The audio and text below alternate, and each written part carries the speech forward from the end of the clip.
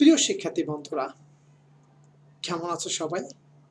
তোমাদের সবাইকে শুভেচ্ছা জানিয়ে আমরা আজকে আমাদের ক্লাস শুরু করব। আমি বিশ্বাস করি তোমরা সবাই বাসায় মনোযোগ দিয়ে পড়ছো এবং আমরা তোমাদেরকে যে পড়াগুলো দিচ্ছি সে পড়াগুলো সুন্দরভাবে সম্পন্ন করছো।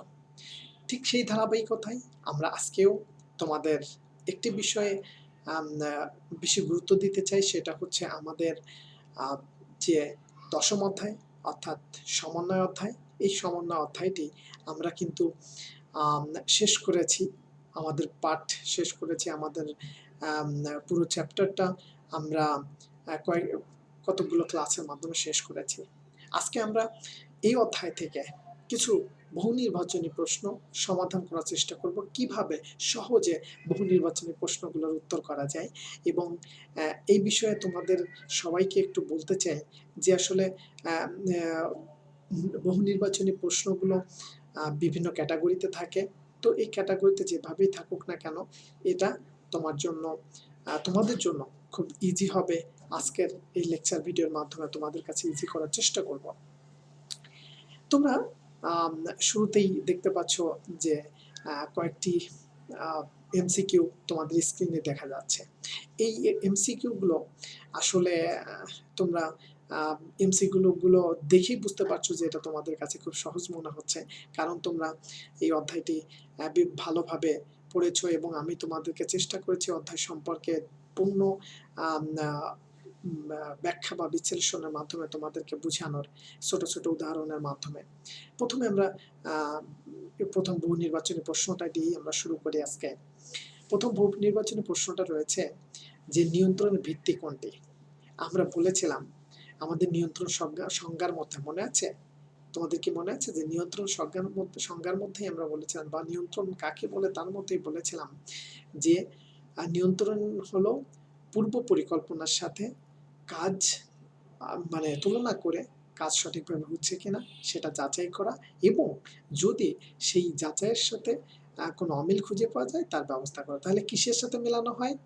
পরিকল্পনার সাথে, তাই না? তাহলে আমরা বলতে পারি পেশনার সাথে তো কখনোই মেলানো হয় না, সংগঠনের সাথেও মেলানো হয় না, এবং আমাদের পরিকল্পনার সাথে মেলানো হয়। অর্থাৎ গ নাম্বার হচ্ছে এই প্রশ্নের উত্তর হবে। বুঝতে পেরেছো তোমরা? নেতৃত্ব হবে না, কারণ আমরা সংজ্ঞার মধ্যেই বলেছি যে পরিকল্পনার সাথে তুলনা করা হয়, অর্থাৎ পরিকল্পনাকে বেস ধরে সেটার সাথে মানে এই পরিকল্পনার মাধ্যমে, অর্থাৎ পরিকল্পনার সাথে তুলনা করে নিয়ন্ত্রণ কার্য সম্পাদিত হয়। এবার সে 2 নম্বরে, 2 নম্বর দেখো, হলুদ বর্ণ একটা প্রশ্ন 2 নম্বরে দেওয়া আছে, সংকটময় পথ থাকে কোন নিয়ন্ত্রণ কৌশলে? সংকটময় পথ, ক্রিটিক্যাল পথ, ঠিক আছে? ক্রিটিক্যাল পথ কোথায় বলেছিলাম, মনে আছে? বলতে পারে কেউ? আসলে আমরা বলেছিলাম যে পার্টে যেটা নিচে একটা লাল দাগ দিয়ে যেটা যে কাজটি করতে বেশি সময় লাগে সেইটাকে সংকটময় পথ বলা হয়। তাহলে আমরা বলতে পারি অনুপাত বিশ্লেষণে না ছিল না, পার্টে হ্যাঁ, তাহলে আমাদের উত্তর হবে খ নাম্বার, পার্টে ছিল। এবং বেঞ্চমার্কিং কি জিনিস আমরা জানি, বেঞ্চমার্কিং হচ্ছে অন্য প্রতিষ্ঠানের মান বা স্ট্যান্ডার্ডকে ফলো করে করা হয়।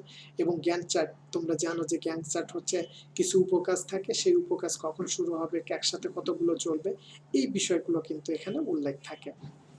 তাহলে আসলে কি যে কোনো প্রশ্ন বা নৈবেত্তিক প্রশ্নের উত্তর করার সময় অবশ্যই তোমাদেরকে মনে রাখা উচিত যে নৈবেত্তিক প্রশ্নটি যদি বিভিন্ন অল্টারনেটিভ থাকে, সেই অল্টারনেটিভগুলোকে আমরা কি বলবো অপশন কিলিং এর মাধ্যমে সে আবার অপশনগুলোকে সরানোর চেষ্টা করব, ঠিক আছে? অনেক সময় দেখা যায় যে সকল উত্তরই মানে সকল অল্টারনেটিভ অর্থাৎ সকল বিকল্পগুলোই কিন্তু কিছুটা সিমিলার হয়ে যায়। তো এই সিমিলারটাকে আমরা কিভাবে বাদ দিতে পারি অপশন থেকে, সেটার জন্য সবগুলো পয়েন্ট মানে সবগুলো অল্টারনেটিভ বা সবগুলো বিকল্প উত্তরগুলো কিন্তু ভালোভাবে মূল্যায়ন করতে হবে। শুধু চোখ বুঝে আমরা দেখলাম যে না এটাই একটা আছে, এমন হতে পারে যে সেটার সাথে মিল রয়েছে, একই মানে সমগোত্রীয়। তারপরে আমরা দেখতে পাই যে আমাদের আর একটা 3 নম্বর প্রশ্ন যেটা আমাদের রয়েছে, 3 নম্বর প্রশ্নটিতে কি রয়েছে তোমরা কি দেখতে পাচ্ছ? 3 নম্বর প্রশ্নটি, 3 নম্বর প্রশ্নটিতে আছে বিচ্যুতি থাকলে নিয়ন্ত্রণ প্রক্রিয়ায় কোনটি করা হয়? বিচ্যুতি থাকলে কি করা হয় তোমরা জানো? বিচ্যুতি থাকলে নিয়ন্ত্রণের কোন কাজটি করা হয়? ক নম্বরে রয়েছে বিচ্যুতির কারণ শনাক্ত করা হয়, সঠিক পর্যবেক্ষণ করা হয়, নাকি প্রকৃত কার্যফলাফল পরিমাপ করা হয়, নাকি নির্দিষ্ট মান প্রতিষ্ঠা করা হয়? কোনটা? বিচ্যুতি যদি থাকে তাহলে সেটা কোনটা করা হয়? বিচ্যুতির কারণ শনাক্ত করা হয়, নাকি সঠিক পর্যবেক্ষণ করা হয়? আসলে ক নাম্বার উত্তর হবে। খ নাম্বার, গ নাম্বার, ঘ নাম্বার কেন হবে না সেটা আমি তোমাদেরকে একটু বলি। সঠিক পর্যবেক্ষণ, আচ্ছা পর্যবেক্ষণ করেই তো বিচ্যুতি ধরা পড়লো, তারপরে বিচ্যুতির থাকলে সেটা তার পরবর্তী কাজ তো কখনোই পর্যবেক্ষণ আসতে পারে না। তারপর আছে প্রকৃত কার্যফল পরিমাপ। প্রকৃত কার্যফল পরিমাপ করেই তো বিচ্যুতি ধরা পড়লো, সেক্ষেত্রে তার পরবর্তী তার বিচ্যুতি কার্যফল পরিমাপের প্রয়োজন হয় না। তারপরে কোনো নির্দিষ্ট মান প্রতিষ্ঠা, নির্দিষ্ট মান প্রতিষ্ঠা তো নিয়ন্ত্রণের আগেই হয়ে যায়, তাহলে সেক্ষেত্রে নির্দিষ্ট মান তো বিচ্যুতির পরে কোনো প্রশ্নই আসে না, তাহলে আমরা ক নাম্বারকে উত্তর ধরতে পারি। তারপরে দেখো 4 নম্বরে আমাদের প্রশ্ন রয়েছে নিয়ন্ত্রণ প্রক্রিয়ার সর্বশেষ পদক্ষেপ কোনটি? নিয়ন্ত্রণ প্রক্রিয়ার সর্বশেষ পদক্ষেপ কোনটি?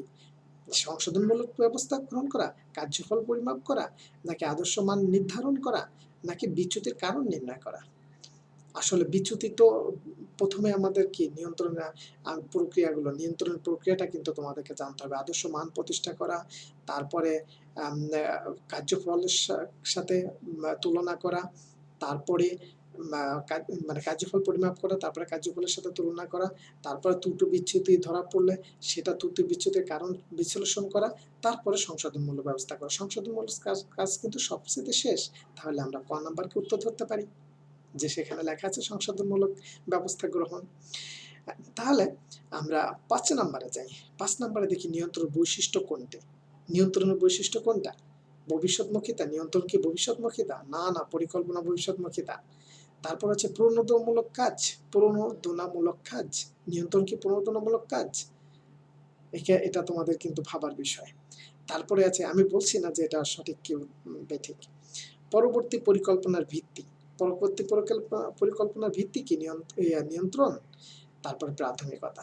আসলে নিয়ন্ত্রণ প্রণোদনামূলক কাজ নয়, আর এটা কিন্তু পরবর্তী পরিকল্পনার ভিত্তি হিসেবে কাজ করে, কারণ যখন যে বিচ্যুতিগুলো ধরা পড়ে সেই বিচ্যুতিগুলো যখন সলিউশন করা হয় পরবর্তী পরিকল্পনা করার সময় কিন্তু এই নিয়ন্ত্রণ কাজটাকে কিভাবে হলো, এই নিয়ন্ত্রণ কাজের কি ভুল ছিল সেইগুলো কিন্তু ওইখানে বিবেচনায় নিয়ে সেইগুলো কিন্তু বাদ দিতে হয়। তাহলে আমাদের প্রথম স্ক্রিনের সবগুলো এমসিকিউ শেষ করেছি, তাই না? তাহলে আমাদের 1 নম্বরের উত্তর হচ্ছে গ নাম্বার, 2 নম্বরের উত্তর হচ্ছে খ নাম্বার, 3 নম্বরের উত্তর হচ্ছে ক নাম্বার, 4 নম্বরের উত্তর ক নাম্বার, 5 নম্বরের উত্তর হচ্ছে গ নাম্বার। এবার আসি আমরা পরবর্তী আরেকটা স্ক্রিন দেখতে পাচ্ছ যে পার্ট নিয়ন্ত্রণের একটি কি?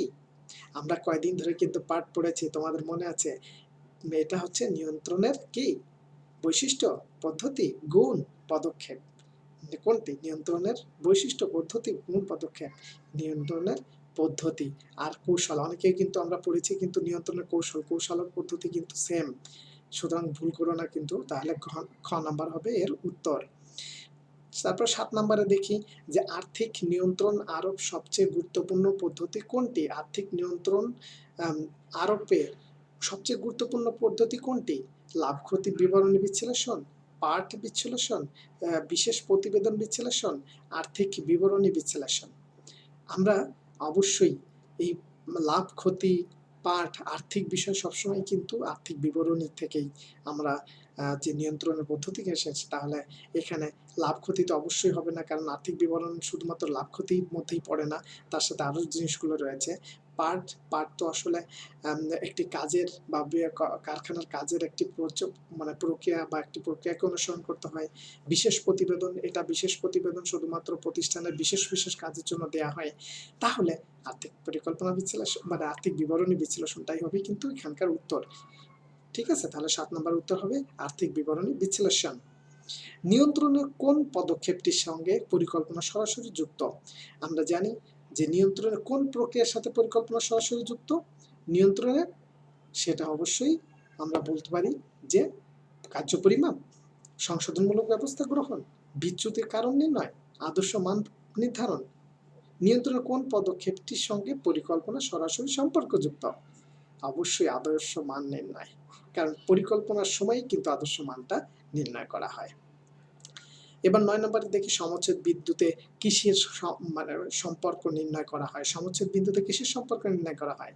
লাভ ও ব্যয়, বিক্রয় ও উৎপাদন, বিক্রয় ও মুনাফা, নাকি মুনাফা ও বাজেট।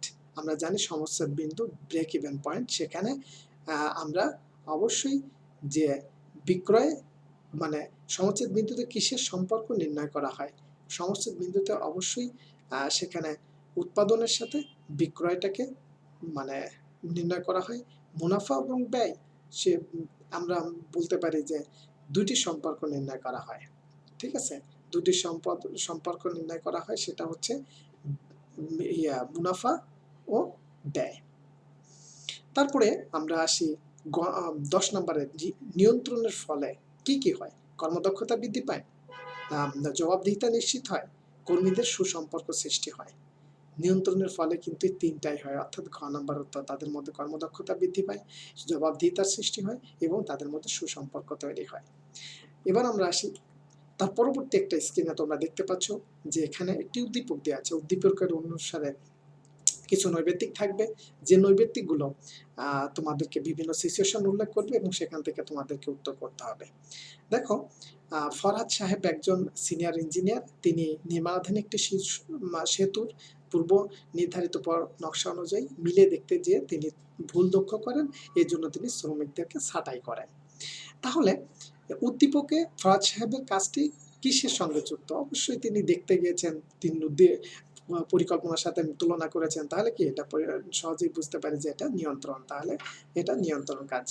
আর 7 নম্বরে উদ্দীপকের আলোকে ভুল ত্রুটি নির্ধারণ করে কর্মী ছাঁটাই করা, এটা কোন ধরনের কাজ বা এটা কি হলো? এটা কোন কার্যফল পরিমাপ করা, ত্রুটি বিচ্যুতি নির্ণয় করা, সংশোধনমূলক ব্যবস্থা গ্রহণ। কার্যফল বলে ত্রুটি বিচ্যুতি নির্ণয় করা কোনটা? অবশ্যই ত্রুটি বিচ্যুতি নির্ণয় করছে, ভুল ধরা পড়ছে ত্রুটি বিচ্যুতি, আর ভুল ধরার পড়ার কারণে তিনি একটা পদক্ষেপ নিয়েছে, কর্মী ছাঁটাই করেছেন, তাহলে কি এটা সংশোধনমূলক ব্যবস্থা গ্রহণ।